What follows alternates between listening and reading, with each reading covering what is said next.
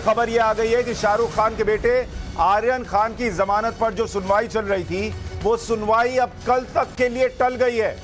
इस वक्त की बड़ी और अहम खबर, आर्यन खान की जमानत याचिका पर जो सुनवाई चल रही थी अब वो कल तक के लिए टल गई है, जिसका मतलब यह है कि आर्यन खान को आज की रात भी जेल में ही बितानी होगी, वो बाहर नहीं आ पाएंगे।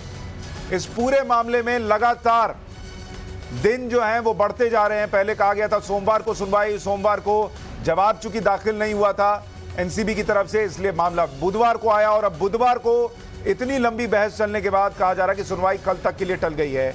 यानी एक और दिन शाहरुख खान के बेटे आर्यन खान को जेल में बिताना होगा, यह तय है। लेकिन सवाल इस बात का है कि आज ये सुनवाई टली क्यों और क्या हुआ सुनवाई में। अनुज मिश्रा हमारे सहयोगी हमारे साथ जुड़ रहे हैं, थोड़ी देर में जो जानकारी देंगे कि आखिर इस मामले में क्या हुआ है, क्योंकि आज ये माना जा रहा था कि आर्यन खान की जमानत को लेकर फैसला आ जाएगा, लेकिन अब जानकारी ये मिल रही है कि आज भी फैसला नहीं आया है।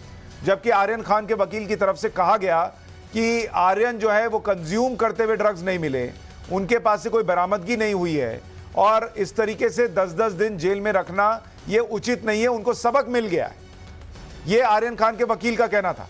लेकिन अब सेशंस कोर्ट में कल तक के लिए सुनवाई टलना ये अपने आप में सवाल खड़े कर रहा है कि आखिर वहां क्या हुआ, क्या वजह रही कि आर्यन खान को की जमानत पर फैसला नहीं आ पाया।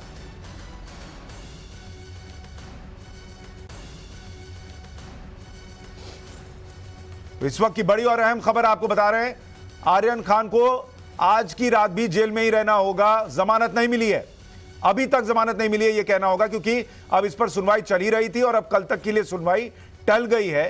फैसला जमानत पर अभी नहीं आया है, अब वो फैसला कल आने की उम्मीद है, क्योंकि मामला अब कल सुना जाएगा सेशंस कोर्ट में। कल तक के लिए सुनवाई टली है।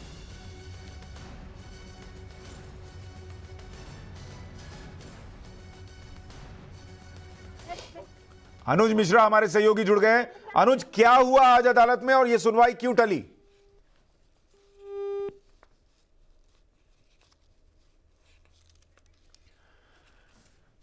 अनुज से अभी संपर्क नहीं हो पा रहा है, एक बार फिर उनके पास चलने की कोशिश करेंगे।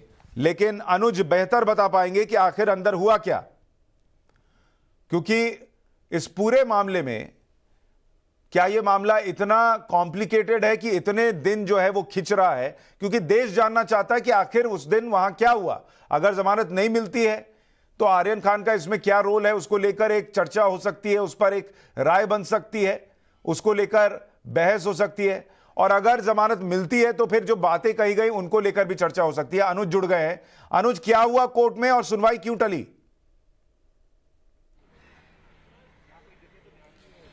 जी देखिए, कोर्ट का एक वक्त होता है, उस वक्त तक लगातार सुनवाई चल रही थी। उसके बाद आखिरकार कोर्ट ने फैसला जो है वो सुरक्षित रखा और कल 12 बजे फिर से सुनवाई शुरू होगी। लेकिन जिस तरीके से आज तमाम दलील दी गई, चाहे अगर हम बात करें बचाव पक्ष की, अमित देसाई की, या दूसरी तरफ से अनिल सिंह जो कि एएसजी हैं, एनसीबी की तरफ से रिप्रेजेंट कर रहे थे, दोनों पक्षों की तरफ से तमाम तरीके की दलील दी गई। जहां एक तरफ लगातार अमित देसाई ये कह रहे थे कि आर्यन खान के पास से कोई ड्रग्स बरामद नहीं हुआ, उनके पास कोई पैसा नहीं था, ऐसे में वो ड्रग्स को प्रिक्योर कैसे कर सकते हैं। उनका ये कहना था कि एक कंजम्पशन का चार्ज बनता है और कंजम्पशन का चार्ज जो है वो बेलेबल है, ऐसे में उन्हें जमानत दे दी जानी चाहिए। साथ ही साथ अगर हम देखें तो उनका ये भी कहना था कि आर्यन खान जो है नौजवान है, 26 साल उनकी उम्र है, अभी जो कुछ हुआ उन्होंने झेल लिया, सबक सीख लिया, और साथ ही साथ उनका ये कहना था कि अब किसी तरीके से जो कनेक्शन की बात एनसीबी कह रही है वो कहीं से बनता नहीं है।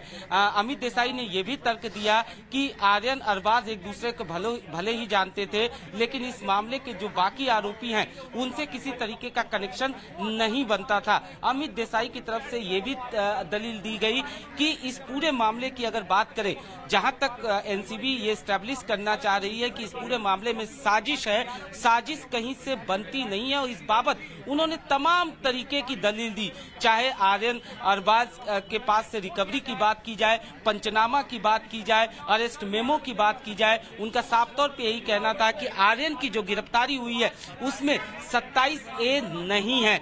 साथ ही साथ उनका ये कहना था, अरेस्ट मेमो का हवाला देते हुए उन्होंने कहा कि 20 भी कहीं से बनता ही नहीं है। लेकिन इसके बाद एनसीबी के वकील ने जो दलील दी, जो तर्क रखा, उनका साफ तौर पे यही कहना था। उन्होंने बाकायदा जो चैट की फाइल थी वो जज को सौंपी और उसमें साफ तौर पे ये कहा कि किस तरीके से ड्रग्स को लेकर बातचीत की गई थी, किस तरीके से विदेशी मूल के शख्स के संपर्क में थे और उससे ह्यूज क्वांटिटी, बल्क क्वांटिटी में ड्रग्स की बात कही गई थी। यानी अनुज, आज भी जब चर्चा हुई है जमानत को लेकर, क्या आर्यन के पास से कोई ड्रग्स मिला था या उसने कंज्यूम किया था, इसको लेकर कोई पुख्ता बात रखी गई या अभी भी सब कुछ चैट के हवाले से चल रहा है?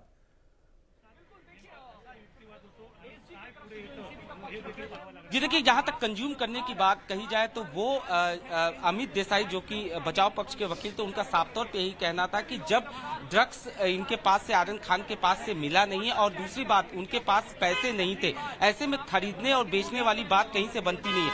हाँ, कंजम्पशन जरूर बनता है, अगर बनता है तो कंजम्पशन बनता है। तो कंजम्पशन जो है वो 27 NDPS की धारा होती है, इसके तहत जो है वो जमानत मिल जानी चाहिए। लेकिन जहां तक इसकी बात की जाए एनसीबी ने इस बाबत ठोस सबूत के तौर पे जो बातचीत हुई थी चैट्स की, वो सामने रखी है और